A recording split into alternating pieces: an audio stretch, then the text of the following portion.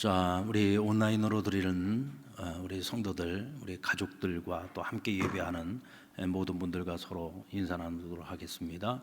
우리 함께 힘내십시다. 우리 함께 힘내십시다. 우리 함께 힘내십시다.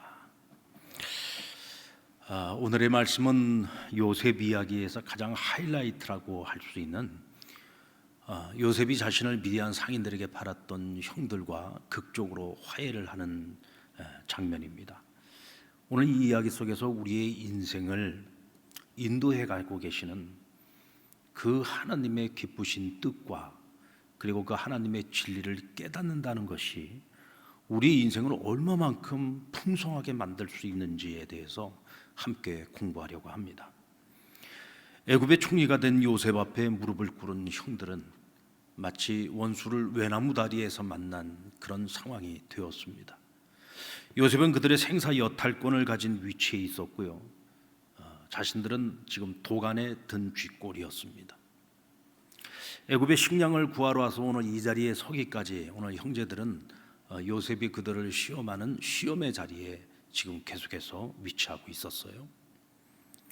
처음에는 정탐꾼이라는 누명을 뒤집어 썼고 나중에는 돈을 훔친 도둑이라고 하는 누명을 뒤집어 썼습니다. 또 아버지 집에 가서 막내 동생인 베냐민을 데리고 와야 되는데 그 아버지를 설득해야 되는 큰 숙제를 가지고 있었습니다. 그리고 다시 총리가 아끼는 은잔을 훔쳤다는 누명을 뒤집어 썼습니다. 이제 거의 자포자기 상태에 놓였죠. 그들이 두려움에 떨고 있을 때 비로소 요셉은 자신이 바로 당신들이 미디안 상인들에게 팔았던 바로 그 요셉이다 하고 자신의 정체를 밝히게 됩니다. 그리고 오늘 이 형제들하고 아주 극적으로 화해를 하고 있는 그런 장면을 오늘 본문이 기록하고 있죠. 요셉이 형들에게 자신의 정체를 밝히면서요 이렇게 설명을 하고 있어요. 우리 4절 후반절의 말씀을 보면 나는 당신들의 아우 요셉이니 당신들이 애굽의 판자라 그랬어요. 이 말을 들었을 때 그 형들이 얼마나 두려웠을까요? 여러분 한번 생각을 해보십시오. 지금 이 애굽의 총리 자신들의 생사 여탈권을 가지고 있는 자가 당신들이 과거에 팔았던 요셉 동생이에요. 그가 요셉이라는 그 사실 하나만으로도 지금 깜짝 놀랄 만한 일인데 또 동시에 요셉이 지금 내가 요셉인데 내가 누구냐? 당신들이 나를 판 자 아니냐? 그러니까 과거에 자신들이 그 요셉을 팔았었던 일을 지금 상기시켜주고 있는 거잖아요. 얼마나 두려웠을까요? 아마도 그들은 여기가 지금 자기들의 무덤이 될 거라는 생각을 했을 겁니다. 이때 요셉은 형제들을 바로 안심시키는 말을 하고 있어요. 5절 말씀을 우리 같이 한번 읽어보겠습니다. 시작. 당신들이 나를 이곳에 팔았다고 해서 근심하지 마소서, 한탄하지 마소서. 하나님이 생명을 구원하시려고 나를 당신들보다 먼저 보내셨나이다. 자, 오늘 지금 두려움에 떨고 있는 형들에게 당신들이 과거에 나에게 한 일로 인해서 두려워하지 말라는 거예요. 한탄하지 말라는 거예요. 그러면서 당신들이 한탄하지 말아야 될 이유가 뭔지에 대해서 설명을 하는데 하나님께서 지금 7년 대기근이 애굽뿐만 아니라 지금 이 지역에 있는 모든 땅에 기근이 임했다. 지금 2년이 지나왔는데 2년으로 끝날 기근이 아니다. 앞으로도 5년이 더 남았다. 근데 하나님께서 이 7년 대기근으로부터 이 땅에 살고 있는 모든 생명들을 구원하기 위하여 하나님이 나를 당신들의 손을 빌려서 애굽에 하나님이 나를 보내신 것이다. 먼저 나를 보내신 것이다. 그래서 내가 애굽에 이렇게 총리가 되었고 내가 애굽의 온 땅을 통치하는 지도자가 되었다라고 그들에게 설명을 합니다. 그러면서 그는 자신이 깨달은 그 위대한 깨달음을 그들에게 설명을 하는데요. 8절 말씀에 보면 그런즉 나를 이리로 보낸 이는 당신들이 아니라 여호와 하나님이시라고 밝히고 있어요. 당신들이 나를 팔았다는 거, 당신들에 의해서 내가 이 애굽 땅에 오게 된 거, 이거는 숨길 수 없는 사실이다. 돌이킬 수도 없는 사실이다. 그건 분명한 사실이다. 그래서 지금 당신들이 두려워하는 거 아니냐. 그런데 내가 지금까지 살아오면서 수없이 많은 고난을 겪었고 또 우여곡절 끝에 내가 정말 하나님의 은혜로 이렇게 애굽의 총리까지 되었는데 이 모든 것들이 사람의 계획이나 사람의 잘못으로 말미암은 것이 아니고 하나님께서 계획하신 일이었고, 그래서 하나님이 나를, 당신들의 손을 빌려서 나를 하나님 먼저 이곳에 보내신 것이고, 오늘날 내가 이것과 같은 성공을 거두게 된 것도 모든 것이 하나님의 은혜였다라고 말하고 있는 겁니다. 바로 이 위대한 깨달음이 있었기 때문에 요셉은 용서의 능력을 가질 수 있었습니다. 그렇다면 요셉은 언제쯤에 이런 깨달음을 얻었을까요? 창세기 41장에 보면은요, 요셉이 총리가 되고 아스낫이라고 하는 온의 제사장의 딸을 아내로 맞이 않습니다. 그리고 두 아들을 얻게 되는데 첫 번째 아들의 이름을 므낫세라고 지었어요. 근데 그 므낫세라고 하는 이름의 뜻이 뭡니까? 하나님이 내게 내 모든 고난과 내 아버지 집에 온 일을 잊어버리게 하셨다라고 했어요. 여기서 잊어버렸다라고 하는 뜻은요, 더 이상 생각하지 않았다 이런 뜻이 아닙니다. 지금까지 내게 있었던 이 모든 일들을 하나님이 계획하신 일로 받아들이고 수용을 했으므로 내가 이제는 형제들의 일을 용서할 수 있게 되었다라고 하는 뜻입니다. 그러니까 이미 지금 이 고백, 곧 그 아들의 이름을 므낫세라고 지으면서 정말 내가 이 가장 기쁨의 순간에, 이 가장 영광스러운 순간에, 가장 행복한 그 순간에 그가 하나님 앞에 첫 번째로 감사를 올리고 있는 것이 뭐냐? 내가 형제들을 용서할 수 있는 마음을 주셔서 감사합니다. 지금 그런 고백을 하고 있는 거예요. 이것을 다른 말로 바꿔서 말하면요, 요셉이 지금 이 자리에 오기까지요, 그를 가장 힘들고 가장 어렵게 했던 것 중에 하나가 뭐냐면 형들을 용서할 수 없는 마음이 있었단 말이죠. 내가 대체 무슨 죽을 죄를 졌다고 자신의 형제인 나를, 그것도 10명의 형이 다 같이 작당을 해가지고 자기를 지금 미디안 상인에게 팔았고 지금 애굽에 노예로 팔려와서 얼마나 많은 우여곡절을 겪었습니까? 그 성경은 단편적으로만 이야기를 하고 있지만 노예로 팔려갔던 그 요셉의 심정을 한번 생각해 보십시오. 보디발 장군의 집에서 11년 동안을 지내면서 주인으로부터 인정을 받기까지 그가 얼마나 죽을 고생을 했겠습니까? 게다가 억울하게 감옥에 갇혀서도 그 죄수들과 함께 그 지하 감옥에서 얼마나 고생을 했어요. 결과만 놓고 보면 그가 애굽에 지금 총리가 되어져 있습니다. 엄청난 권력을 가지고 있죠. 그러니까 대단한 성공처럼 보이지만 그 성공을 이루기까지 그가 보내왔던 그 시간들을 생각을 해보면 끔찍한 시간들이죠. 그 시간들을 살아오면서 나를 이 지경으로 만드는 그 사람들, 자신을 돈을 주고 돈을 받고 팔았던 그 형들, 용서가 안 되는 거예요. 너무 미운 겁니다. 마음속에 막 분노가 끓어오르는 겁니다. 어떻게 내가 그들에게 복수할 수 있을까? 이런 생각 안 했겠습니까? 그런데요, 이런 불편한 마음들을 그 마음속에 가지고 있는 한 애굽의 총리가 되고 어떤 성공을 거둬도 행복하지 않은 거예요. 이 문제가 해결이 안 되면 무엇을 이루어도 행복하지 않은 거예요. 그런데 어느 순간서부터 그의 마음속에 있던 이 그늘진 마음이 사라지기 시작했어요. 그러면서 그 마음에 평안이 찾아왔어요. 예전에는 자다가도 벌떡벌떡 일어났는데 이제는 평안한 잠을 잘 수 있게 되었고, 그 마음에 평안이 찾아오면서 그때부터 진정한 행복을 누리기 시작한 거죠. 근데 무엇이 그의 마음속에 있는 이 어두운 그림자들을 지워버렸을까요? 바로 이 깨달음입니다. 아, 그건 사람이 한 것이 아니었구나. 그건 하나님이 하신 것이었구나. 그 모든 일을 계획하신 분도 하나님이셨고, 이 모든 일들을 섭리하신 분도 하나님이셨구나. 그 하나님의 섭리 속에서 보니까 형제들이 자기를 판 것도 하나님이 그들의 손을 빌렸을 뿐이라구나. 하나님이 그들의 손을 빌렸을 뿐이구나. 그러니까 결국 그들도 하나님의 수단이었던 거죠. 그렇게 생각을 하고 정리를 해보니 형제들의 그 죄를 용서할 수 있게 된 것입니다. 여러분, 우리도 살아가다 보면 이런 억울하게 당하는 고난이 있을 때가 있어요. 누군가로부터 억울하게 상처를 받기도 하고 아픔을, 그리고 손해를 입기도 합니다. 내게 손해를 입힌 사람, 내 마음에 상처를 준 사람, 이 용서가 잘 안 되잖아요. 그래서 마음속에 그를 생각하면, 그 일을 생각하면 막 분노가 끓어오르고 어떻게 내가 복수할 수 있을까 이런 생각할 수 있습니다. 그런데요, 이런 불편한 마음들을 우리가 해결하지 않으면요, 가장 불행해지는 사람은 누구냐면 바로 우리 자신이라는 사실입니다. 요셉의 형들을 보십시오. 사실은 분노와 복수심의 가장 큰 피해자들은 바로 이 형들이었어요. 어린 시절서부터 아버지의 이 지독한 편애 때문에 그들의 마음속에 늘 분노가 있었습니다. 라헬에 대한 편애와 그리고 요셉에 대한 그 편애, 그 어머니들이 남편에게 사랑받지 못하는 모습을 어렸을 때부터 보고 자라지 않았겠어요? 얼마나 마음에 분노가 끌어올랐겠습니까?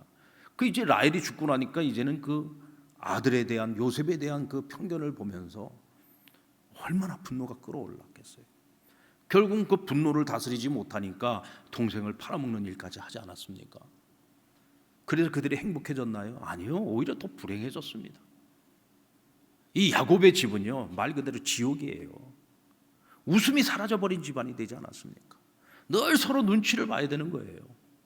그러니까 서로 보기 싫어요. 그러니까 자꾸 떠납니다. 가장 큰 피해자가 어쩌면 오늘 형들이었습니다. 왜? 마음속에 있는 이 분노를 해결하지 못했기 때문에 그런 거죠. 여러분, 우리 하나님의 자녀로 살아가는 우리 그리스도인들은 우리의 인생에 사람으로 인한 것이든지요, 아니면 어떤 환경이나 어떤 상황 때문에 우리가 당하는 고난이 되었든, 이 고난의 문제를 우리가 해석을 할 때는요, 하나님과 고난을 절대로 분리해서 생각을 하면 안 됩니다. 그리스도 안에서 살아가는 하나님의 자녀들이 당하는 고난에는 반드시 이유가 있고 뜻이 있어요. 하나님의 계획이 있다는 말입니다. 아멘입니까? 근데 그 하나님의 계획은요, 절대로 당신의 자녀들을 망하는 길로 우리를 이끌지 않는다는 거예요. 당장 그것이 고난이고 환난이고 당장 망할 것처럼 보여도 절대로 그렇지 않습니다. 반드시 그 끝에는요, 하나님이 살리는 길로 인도하시고요, 반드시 우리를 흥하는 길로 인도하시고 가장 좋은 길로 인도하신다는 거예요. 그래서 망하는 것이 목적이 아니라 뭐냐? 우리에게 미래를 주고 우리에게 소망을 주시기 위한 것이다. 우리가 이것을 깨달아야 돼요. 우리가 이 깨달음을 가지고 살아갈 때 우리 인생에 찾아오는 이 수많은 문제들의 그 원인이 무엇인지, 이유가 무엇인지를 우리가 알 수가 있어요. 그걸 깨달을 수 있습니다. 이 깨달음이 있을 때에 우리가 좀 더 관대한 마음을 가지고 사람들과 관계할 수 있고, 우리 인생에 찾아오는 그 어떤 고난의 문제들도 능히 풀어갈 수 있는 지혜와 명철을 얻을 수 있는 겁니다. 요셉의 둘째 아들 이름이 에브라임이에요. 근데 그 에브라임이라고 하는 이름의 뜻을 보면 하나님이 나를 내가 수고한 땅에서 번성케 하셨다 그랬어요. 근데 여기서 중요한 건 뭐냐면 내가 수고한 땅입니다. 여러분, 아무것도 안 하고 있는데 어떤 뭐 좋은 결과가 일어난다, 절대로 그런 일은 없습니다. 하나님이 요셉에게 꿈을 주셨고 하나님이 그와 함께 하셨어요. 그러나 하나님이 함께 하신다고 해서 무조건 다 복을 받는 건 아닙니다. 내가 수고해야 돼요. 하나님의 뜻과 하나님의 진리를 깨달은 사람은 그 다음부터 뭐를 해야 되느냐? 하나님의 뜻을 알았으니까 그 뜻을 따라서 내가 행해야 되는 거예요. 나에게 주어진 그 자리에 하나님 나를 이곳에 보내신 이유가 뭐냐? 수많은 생명을 살리라고 나를 보내신 것이다. 그럼 어떻게 해요? 생명 살리는 일을 해야 되지 않겠습니까? 그래서 그는 총리가 된 후에도요, 그냥 가만히 있지 않았습니다. 애굽 전역을 돌아다녔다고 했어요. 애굽 전역을 돌아다니면서 하나님 나를 이 자리에 세우신 것은 나 하나 잘 먹고 잘 살라고 이 자리에 세우신 것이 아니라 수많은 생명들을 섬기라고, 그들을 도우라고 나를 이 자리에 세웠으니까 부지런히 다닌 거예요. 그러면서 어떻게 하면 내가 이 7년 풍년의 때에 7년 흉년의 때를 내가 준비할 수 있을까? 그거를 고민하고 연구한 겁니다. 그러니까 하나님께서 그가 수고한 땅에서 복을 받게 하셨다고 오늘 성경은 말씀하고 있는 것이고, 요셉도 그렇게 고백을 하고 있는 겁니다. 고난 속에서 하나님의 뜻과 경륜과 섭리를 깨닫는 사람은 용서의 능력을 갖게 됩니다. 그리고 내게 찾아오는 그 수없이 많은 위기들을 축복의 기회로 만들 수 있습니다. 그리고 나 하나만의 복으로 끝나는 것이 아니라 이와 같은 사람들을 통해서 하나님의 복이 온 세상 모든 사람들에게로 흘러가게 하는 거예요. 이것을 우리는 축복의 통로라고 하지 않습니까? 오늘 요셉의 깨달음은 결국 아버지 집의 오랜 상처와 그리고 아픔들을 치유하고 모든 관계를 회복시킵니다. 요셉에 대한 형들의 분노는요, 이 사실 아버지 야곱에 대한 편애 때문이었잖아요. 라헬과 요셉에 대한 이 야곱의 편애가 결국 다른 아들들의 마음에 분노를 일으켰고, 결국 그 불똥이 누구에게 튄 거냐면 요셉에게 튄 거예요. 그래서 결국 이 야곱의 가정이 아주 크나큰 불행으로 치닫게 되지 않습니까? 결국 이 가정이 온전히 회복되기 위해서는 서로의 관계 속에서 지금 오랫동안 쌓여왔던 이 분노의 문제를 반드시 해결해야 되는데, 오늘 요셉이 이 형제들을 시험하는 이 과정을 통해서 이들 간에 있었던 모든 문제가 하나하나 해결되는 모습을 볼 수가 있습니다. 요셉을 잃은 후에 야곱의 편애는 베냐민에 대한 집착으로 이어지게 됩니다. 베냐민이 요셉의 동생이잖아요. 그러니까 라헬의 아들입니다. 요셉이 죽었다고 생각하고 난 이후에 그것도 형제들에게 아버지의 소식을 전하러 갔다가 죽었잖아요. 그러니까 이제 이 다른 아들들에 대한 의심이 있었습니다. 그 요셉이 이 베냐민을 데리고 오라고 했어요. 애굽으로. 이제 그 얘기를 아버지에게 가서 전하니까 이 아버지가 베냐민 못 내놓는다. 이 아이가 애굽에 가서 죽으면 나는 이제 못 산다. 못 보내겠다. 그래가지고 베냐민을 보내주지 않는 바람에 한참 세월을 또 시간을 보내게 됩니다.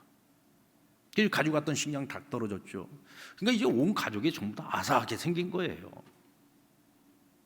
그래서 이 천하의 야곱이 결국은 이 베냐민에 대한 이 집착을 내려놓게 됩니다. 사실 이 야곱이라고 하는 사람을 연구해 보면은요, 그가 이런 집착을 내려놓는 게 쉽지를 않아요. 자신이 가지고 하는 것, 또 자신이 얻고자 하는 것, 내가 취하고자 하는 것, 이거를 절대로 놓지 않고 살았던 사람이기 때문에 아버지 형도 속였고, 삼촌 라반의 집에 가서도 20년 동안 그렇게 버텨낼 수 있었던 거고, 이 사람이 이 고집이 보통 고집이 아닌 사람이거든요. 그런데 자기 가족 전체를 살려야 되겠다는 그 마음 때문에 결국은 베냐민에 대한 집착도 내려놓고 결국 베냐민을 보내게 됩니다. 이때 43장 14절 말씀에 보면 그가 이런 고백을 하죠. 전능하신 하나님께서 그 사람 앞에서 너희에게 은혜를 베푸사 그 사람으로 너희 다른 형제와 베냐민을 돌려보내게 하시기를 원하노라. 내가 자식을 잃게 되면 이루리로다. 그렇게 집착이 강했던 사람, 자식에 대한 집착이 강했잖아요. 그런데 만약에 이 자식들을 잃게 된다면, 그 중에서도 이 베냐민을 잃게 된다고 할지라도 잃으면 이르리라. 이것이 하나님의 뜻이라면 나의 생각, 나의 고집, 나의 의지를 다 내려놓고 하나님의 뜻을 수용하겠다는 거예요. 결국 하나님의 뜻 앞에서 자기 고집을 내려놓는 결단의 고백을 하게 됩니다. 그러면서 결국은 뭐냐? 지금까지 편애와 그 집착의 사람이었던 야곱이 모든 걸 내려놓게 되는 거예요. 그리고 아버지에 대한 분노와 원망, 그리고 요셉을 팔고 난 후에 죄책감으로 가득했던 오늘 이 형제들의 모습이 변화되기 시작했어요. 과거에 자신들이 요셉을 팔았던 그 일로 인하여 우리가 지금 이런 어려움을 겪고 있는 것이다 라고 진정 어린 회개의 마음을 갖게 됩니다. 동생을 팔았던 그들이요, 베냐민을 대신해서 내가 이곳 애굽에 남아서 내가 당신의 종이 될 테니 내 동생 베냐민을 아버지 집으로 돌려보내달라고 부탁을 하기까지 합니다. 그러면서 그 이유가 뭐냐? 자기 아버지를 걱정하고 있어요. 우리 44장 22절에 보면은요, 우리가 내 주께 말씀드리기를 그 아이는 그의 아버지를 떠나지 못할지니 떠나면 그의 아버지가 죽겠나이다. 아버지의 괴로움을 걱정하고 있는 거예요. 그렇게 아버지를 미워했고 그렇게 아버지를 증오했는데 그 아버지의 모습, 가슴에다가 대못을 박으려고 그가 사랑했던 요셉을 팔아먹기까지 했던 아들들 아닙니까? 근데 이제 그 아들들이 아버지의 괴로움을 걱정하고 있는 거예요. 그리고 형제를 대신해서 내가 이곳에 남겠다고. 근데 유다가 이와 같은 고백을 할 때 요셉이요, 이 감정을 주체하지 못하고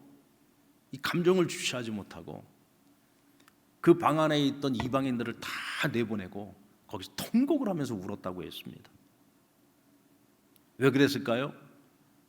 비로소 자신이 계획했던 거, 자신이 원했던 그 모든 것들이 지금 자기 앞에서 지금 다 이루어지고 있는 거예요. 그것이 뭐냐? 우리 가정의 그 오랜 세월 동안 시기와 질투와 미움과 증오와 분노로 가득했던, 우리 가족을 불행하게 만들었던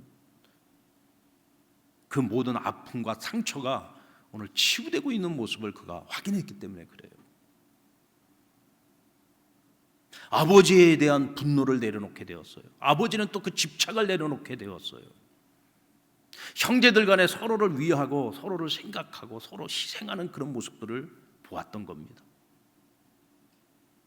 그런 모습들을 보는 그 순간에 오늘 요셉이 정말 그동안에 쌓여 있었던 모든 것들을 다 내려놓을 수 있게 되었고, 그동안 그 아프고 괴로웠었던 그 마음의 상처가 깨끗이 치유받는 이 치유의 역사를 경험하게 된 거예요.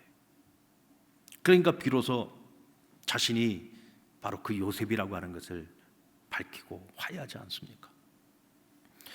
여러분, 하나님의 뜻과 진리를 깨닫는 사람은요, 자기만 살리는 게 아니에요. 모든 사람을 살립니다. 그런 의미에서 볼 때에 하나님의 뜻과 진리를 깨닫는 그 한 사람이 정말 중요합니다. 우리 그리스도인들은요, 각자의 삶의 자리에서 정말 하나님의 그 뜻을 깨닫는 사람들이 돼야 돼요. 하나님의 진리를 깨닫는 사람들이 되어야 되고, 그것을 그냥 머릿속으로 깨달아서 아는 것으로 끝나면 안 되고, 그것을 깨달은 대로 그 진리를 따라서 우리가 행해야 되는 거예요. 만약에 요셉이 마음으로만 용서를 하고 끝내버렸다고 한다면 이 형제들은요, 용서받지 못합니다. 왜냐하면 용서라고 하는 것이 내가 용서해야 되겠어 하라고 내가 마음 먹는다고 끝나는 게 아니에요. 그 사람을 용서를 하려면 용서받아야 되는 그 사람도 치유가 돼야 돼요. 내가 뭘 잘못했는지 진정어린 회개가 있어야 된단 말입니다. 그래야 내가 용서를 해도 그 용서가 성립이 되는 거죠.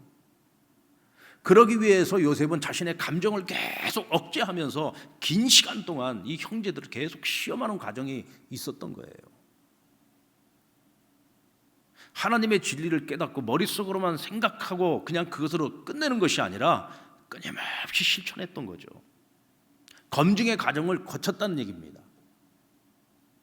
그러면서 나만 해결되는 것이 아니라 모든 사람들이 함께 우리가 가지고 있는 그 문제를 같이 해결하고 하나님이 주시는 그 평안을 함께 누리게 되는 겁니다.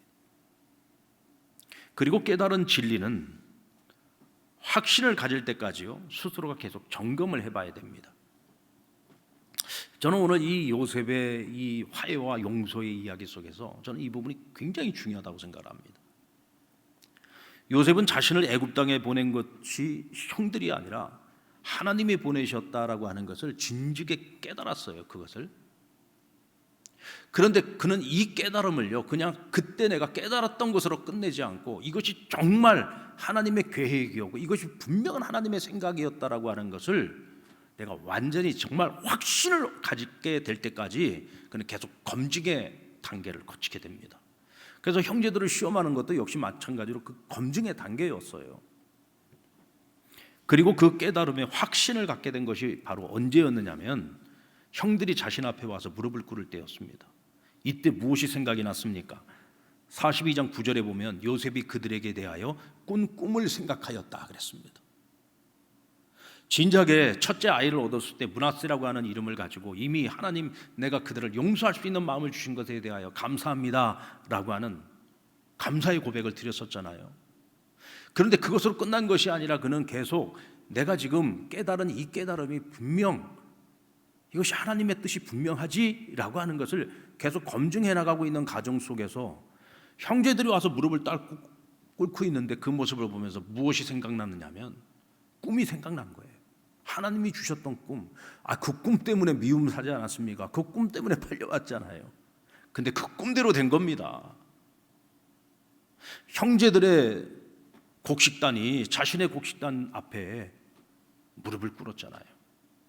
해와 달과 그리고 형들이 자신에게 무릎을 꿇었잖아요. 그 꿈 때문에 미움 샀지 않았습니까? 근데 지금 그 꿈이 그대로 이루어진 거예요. 형제들이 와서 지금 무릎을 꿇었습니다. 자신은 그들의 생사여 탈권을 가지고 그들의 운명을 쥐고 있는 사람이 된 거예요. 다스리는 자가 된 겁니다. 하나님의 계획은 그때부터 시작된 것이었구나. 하나님이 내게 꿈을 주시는 그 순간서부터 이미 하나님 모든 것들을 계획하고 계셨던 것이었구나. 확신을 갖게 된 겁니다.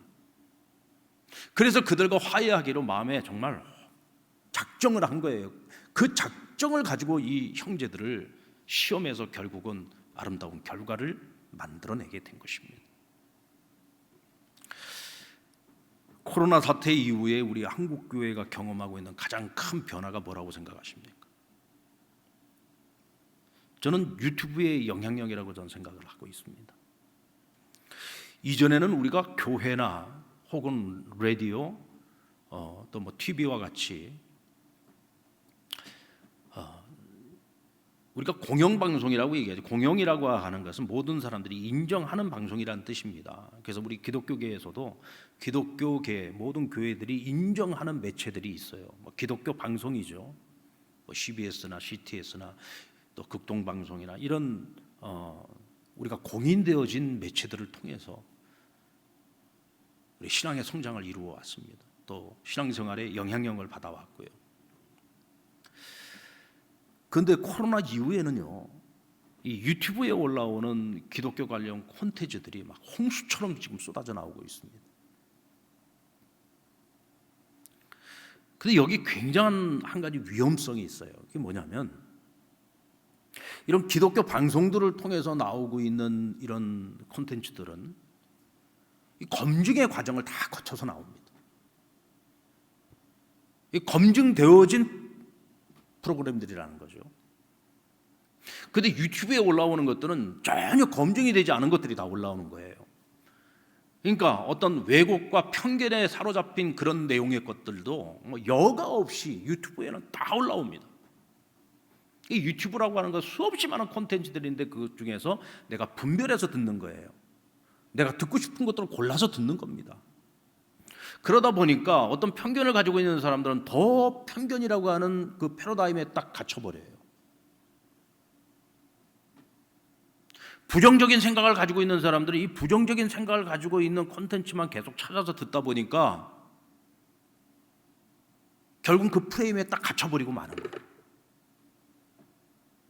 그래서 굉장히 위험한 거예요, 이게. 우리가 기독교의 진리, 하나님의 말씀 가운데서 어떤 진리를 깨달았어요. 그것을 정말 많은 사람들과 나누고 싶어서 유튜브를 통해서 올린다? 이때 반드시 필요한 것이 뭐냐면 검증의 과정이 필요하다는 거예요.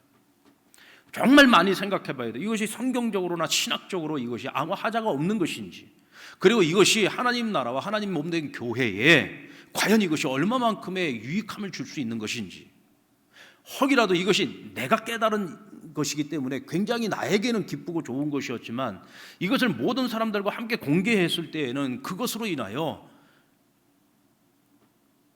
어떤 이들은 굉장한 상처를 받을 수도 있고 또 교회가 뿌리째 흔들리는 그런 위기를 가져올 수도 있다. 이런 여러 가지 것들을 우리가 고려를 하고 충분히 생각을 하고 검증을 하고 난 후에 나와야 된다는 거죠. 근데 요즘 유튜브에 올라오는 우리 기독교 콘텐츠들을 보면은 너무 자극적인 것들이 많아요. 다루고 있는 주제들 가운데서도 너무 자극적인 주제들이 많습니다. 그리고 뭔가 좀 자극적이어야 이 조회수가 막 올라가요. 또 어떤 프레임에 갇혀있는 그런 유튜버들이 올리는 것들을 보면은 사람들이 많이 몰려요. 근데 많이 몰리기는 하는데 다 비슷한 사람들끼리만 몰리는 거예요. 잘못하다가는 교회가 양분되어 버릴 가능성도 생긴다는 겁니다.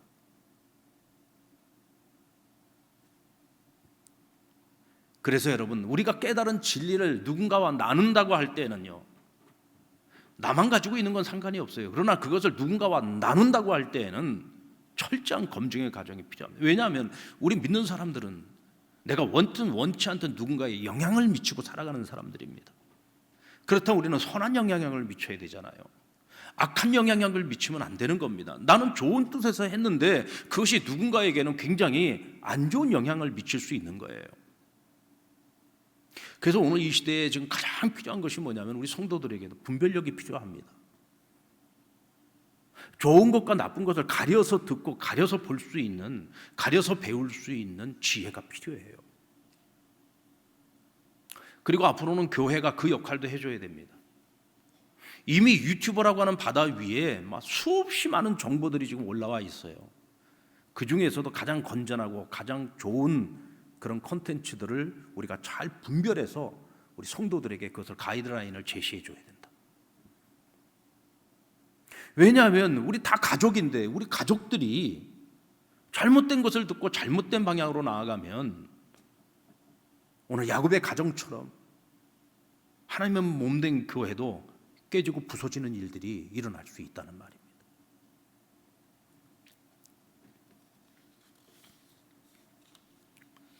오늘 요셉의 깨달음과 그 신중함은 오늘 이 시대에 그 깨달은 진리를 함께 나누는 모든 사람들에게 있어서 굉장히 중요한 기준이 되는 거예요.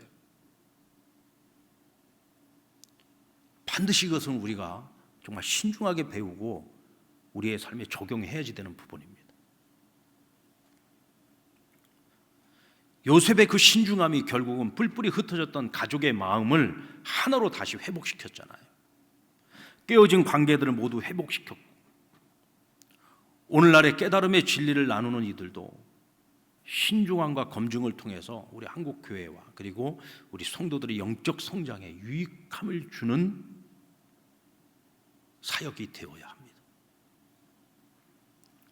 그리고 요셉의 이 깨달음은 어느 자리 누구 앞에서나 하나님을 시인하고 인정하는 믿음의 행동이 있었기 때문에 가능한 일이었습니다.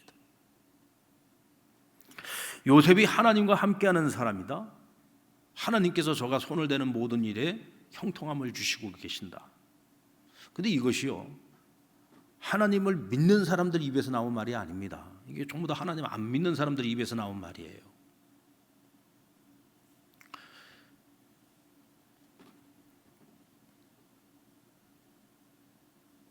요셉이 종으로 있었던 보디발이 인정했습니다. 간수장이 인정했어요. 심지어는 애굽의 바로가 인정했습니다. 그들 하나님 안 믿는 사람들이잖아요. 그런데도 그들이 요셉이 믿는 하나님을 인정했어요. 저가 복을 받는 것은 하나님이 저와 함께 하시기 때문이라고 그들이 인정을 해준 겁니다. 어떻게 이런 일이 가능했을까? 요셉은 어떤 순간에도 우상을 섬기는 나라인 애굽에 가서도요 주눅들지 않았습니다. 그는 언제나 자신이 믿는 하나님을 시인했어요. 시인했다는 말이 무슨 뜻입니까? 그 하나님을 인정하고 날마다 그의 입술에 그의 마음과 그의 삶 속에 하나님을 앞세우고 살았다는 얘기입니다. 뭐 예를 들면 이런 일이죠. 어떤 일을 맡겼는데 그 일이 잘 되어졌어요. 그때 이제 보디발이 칭찬하지 않겠습니까? 야, 내가 너에게 그 일을 맡겼더니 내가 참 이 일을 잘 해냈구나, 수고했다 하고 그를 칭찬할 때 요셉이 이렇게 내세우는 겁니다. 주인님 감사합니다. 그런데 사실 이 모든 일들은 거의 불가항력적인 일이었습니다. 이것은 사람의 능으로는 감당할 수 없는 일이었습니다. 제가 섬기는 여호와 하나님께서 저와 함께 하셨기 때문에 이 일은 이루어질 수 있었습니다. 언제나 하나님이 주어예요. 늘 하나님을 앞세우고 살았던 겁니다. 하나님의 영광 가로채지 않았어요. 바로에게 꿈을 해석해 줄 때도 나는 지혜롭지 못하여 그 꿈을 해석할 수 없지만 나의 하나님 여호와께서는 당신에게 그 꿈을 해석해 주실 수 있다. 왜? 그 꿈을 주신 분도 하나님이시기에 그 꿈의 해석도 하나님께 있다. 전적으로 하나님을 높여드리면서 그 모든 일들을 해나갈 때 일이 잘 되어지면 사람들이 뭐라고 말합니까? 야, 하나님 너와 함께 하시는 게 분명하구나. 하나님이 너에게 복을 주셔서 이 모든 일들을 이루어가는구나. 그러면서 요셉도 칭찬을 듣지만 요셉의 하나님이 영광을 받으시는 거예요.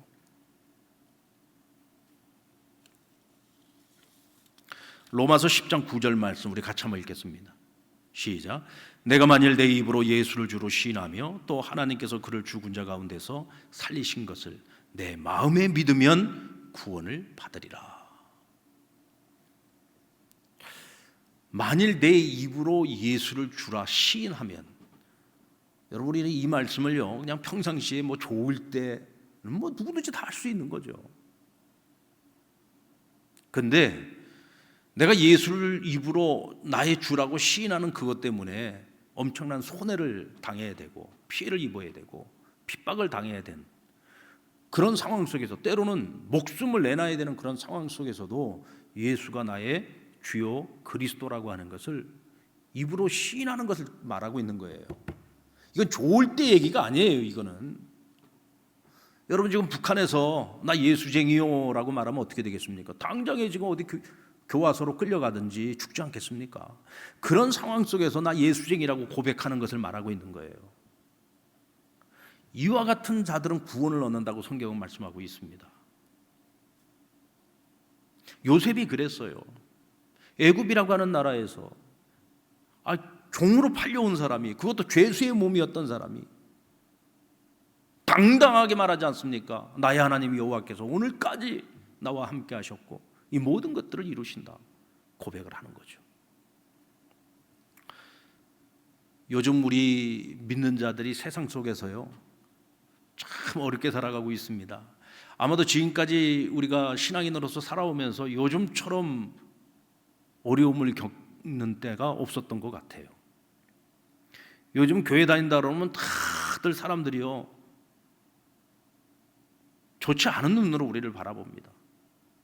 지난번에는 우리 교우들 몇 사람, 우리 장로님도 한 분 같이 이렇게 해서 어디 식사를 하러 갔는데 우리 옆에 남자분들이 한 7, 8명 정도가 같이 이렇게 우리 테이블 옆에 식사를 하고 있었어요. 이제 목사가 있으니까 우리 식사하기 전에 식기도를 하지 않습니까?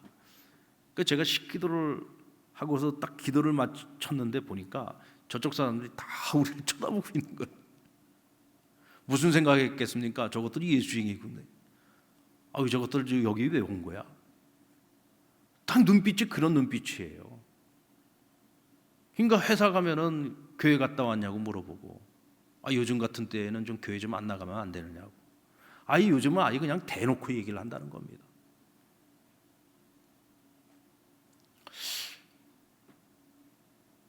정말 힘들고 어려운 시대를 지금 살아가고 있어요. 근데 여러분, 저는 지금이야말로 우리가 예수를 주로 시인하고 고백하고 정말 믿는 자로서 이 세상 가운데에서 우리가 부끄러움 없이 하나님의 말씀을 쫓아서 살아가는 삶이 필요한 때라고 저는 생각합니다. 평안한 때는요 우리의 믿음을 시험해 볼 수 있는 기회가 별로 없어요. 근데 지금이야말로 우리의 믿음을 시험할 수 있는 절호의 기회라고 저는 생각을 합니다.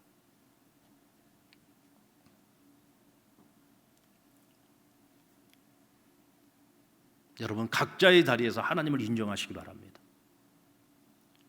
세상이 우리를 어떻게 보느냐 그런 거 신경 쓰지 마시란 말이에요.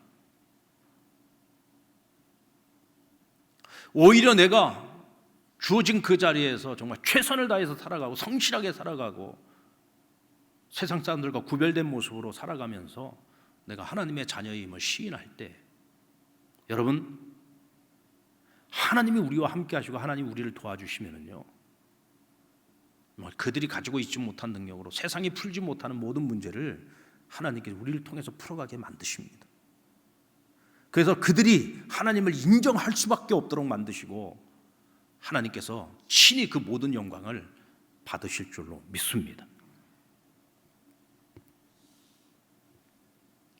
그렇게 해서 우리는 하나님을 섬길 뿐만 아니라 모든 사람들에게 도움이 되는 인생을 살아갈 수 있는 겁니다. 사회학자인 로드니 스타크가 쓴 기독교의 발흥이라고 하는 책이 있어요. 이 책에 보면은 로마 제국에서 신흥 종교에 불과했던 기독교가 300년 만에 로마를 무너뜨립니다. 그리고 오늘에 이르기까지 2000년의 역사 동안 이 기독교는 엄청난 부흥을 이루었죠. 어떻게 정말 한낱 신흥 종교에 불과했던 그 로마가 다스리고 있던 그 나라들이 가지고 있는 수없이 많은 종교들이 있었는데, 정말 그 작고 미약한 그 십자가의 신앙을 가지고 있는 이 기독교가 어떻게 세계를 정복할 수 있었는가? 그 이유를 이 사회학자가 연구를 한 거예요. 근데 참고로 말씀드리면 이 사람은 무신론자입니다. 그는 초대교회가 로마 제국을 정령한 것은 당시 두 차례에 걸쳐서 일어난 역병 때문이었다라고 그는 사회학적으로 이렇게 해석을 하고 있어요. 서기 165년 마르쿠스 아우렐리우스 시대에 로마 제국 내에 천연두가 유행을 했는데, 이 천연두라고 하는 전염병에 로마 전체 제국의 3분의 1이 사망을 합니다. 그리고 2차 대유행이 왔을 때에는 알렉산드리아 인구의 3분의 2가 사망할 정도로 엄청난 전염병 재앙이 로마 제국에 임했어요. 그런데 이때에 로마의 귀족들, 그리고 돈 많은 자들, 로마의 기성 종교인들, 그들은 어느 누구도 백성들을 돌보지 않고 전부 제 살 길을 찾아서 다 안전지대로 다 피신을 합니다. 근데 이때 기독교 지도자였던 초대교회 교부 키프리안이 그리스도인들에게 이런 설교를 했습니다. 우리가 단지 그리스도인만을 소중히 여기고 우리끼리만 자비를 베푼다면 그것은 놀라운 일이 아닙니다. 하나님께서 관용을 베푸신 것 같이 관용을 베푸십시다. 원수도 사랑합시다. 주님께서 권고하신 대로 핍박하는 자의 구원을 위해 기도합시다.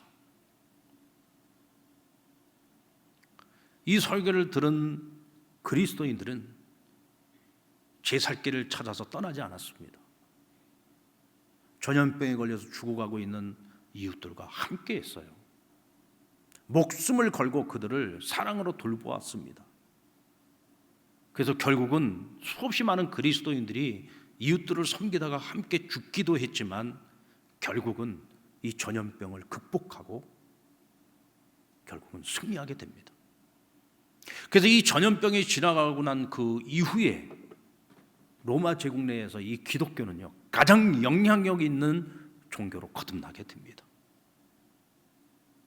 결국은 많은 말로써 세상을 변화시킨 것이 아니라는 거예요. 하나님의 뜻 안에 담겨진 하나님의 가장 크신 계획이 무엇일까요? 그것은 사랑이고, 그것은 용서이고, 그것은 섬김입니다. 여러분, 요셉이요, 나를 보내신 것이 당신들이 아니라 하나님이십니다. 이건 깨달음이에요. 근데 이 깨달음 속에서 그가 무엇을 또 깨달아야 되느냐면, 그럼 하나님 왜 그렇게 하셨을까?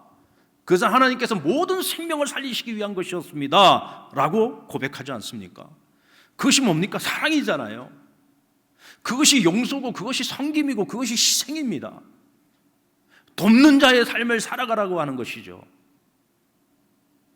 그것을 깨달았을 때 그 깨달음이 자기도 살리고 모든 사람을 살리는 하나님의 선한 도구로 쓰임받을 수 있었던 거예요. 오늘 이 땅에 교회가 깨달아야 되는 것도 바로 그것입니다. 지금 우리에게 찾아와 있는 이 모든 환난과 이 모든 어려움 속에서 하나님 우리에게 지금 무엇을 말씀하시려고 하느냐? 어떤 상황 속에서도 우리가 잊지 말아야 될 것은 뭐냐면 사랑이에요, 용서예요, 섬김이에요, 자기 희생이에요. 그것을 통해서 예수 그리스도의 복음을 세상에 알리는 것입니다. 말로서만 알리는 것이 아니라 우리의 삶을 통해서 알리는 거예요. 왜 우리가 이런 선제적인 조치를 통해서 우리가 함께 모여 예배를 드려야 되는 이 예배 시간에 어쩌다가 우리가 이렇게 다 집에서 예배를 드리고 어쩌다가 우리가 이런 상황에 처하게 됐습니까? 결국은 뭐예요? 이웃을 사랑하고 이웃을 섬기고 이웃을 위한 희생이잖아요. 정말 생명보다도 더 소중하게 여기는 이 예배를 우리가 함께 모여서 드리지 못하는 이 모든 것들이 결국은 생명을 살리기 위한 것 아닙니까? 어떤 목사님은 그런 얘기도 하더라고요. 그래도 우리가 함께 모이는 이 예배를 그래도 포기해서는 안 됩니다. 그런데 그렇게 해서 만약에 누구 하나라도 확진된 사람이 있어가지고 많은 생명을 잃어버리게 만든다면 과연 그 예배가 과연 하나님이 기뻐 받으시는 예배가 될까요? 교회가 사회적 책임을 감당할 수 있을 때 복음은 능력을 갖는 겁니다. 사회적 책임을 감당하지 않는 교회의 복음이 과연 무슨 능력이 있겠습니까?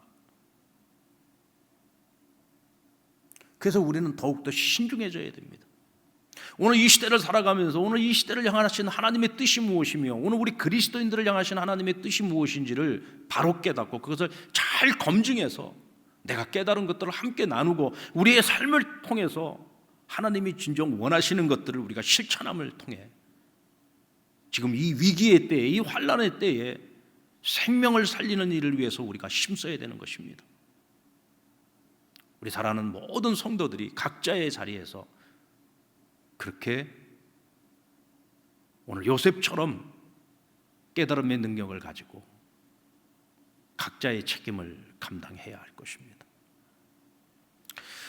저희 교회에서 우리 당회에서도 의논을 하면서 우리 교회가 지금 이 시대에 우리가 지금 할 수 있는 것이 무엇이 있을까를 많이 고민했습니다.